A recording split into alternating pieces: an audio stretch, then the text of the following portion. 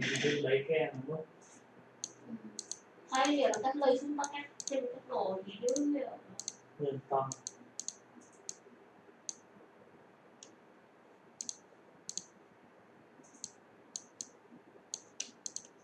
thì từ từ nguyên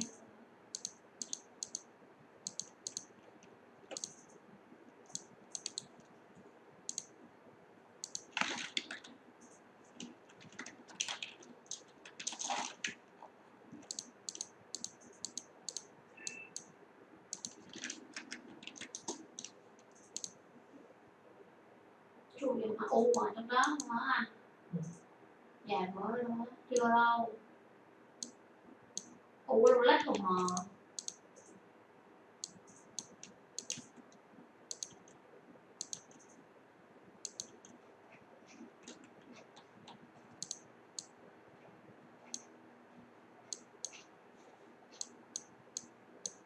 em nói chứ rất mua online cắm shipper bảo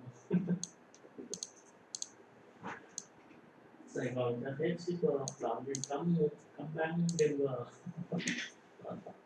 Nó có không?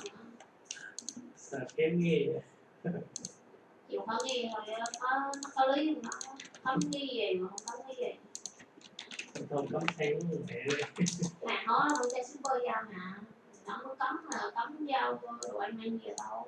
chơi ra ngày nào để nhận nó phạt Thiếu yếu cũng được. Thiết với yếu.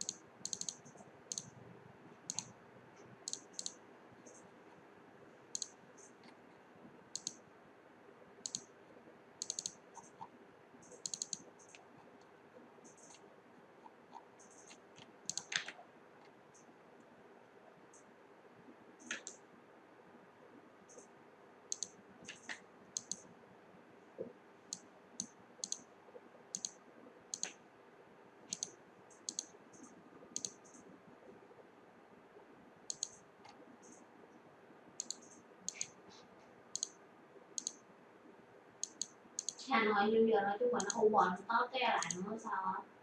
Nên biết là nó cứ làm nhạc luôn á. Chứ một mình Sài Gòn đều đứng mà mệt rồi, thêm thằng nó nữa không, nghĩ bè tới tới, nghĩ cái chuyện luôn.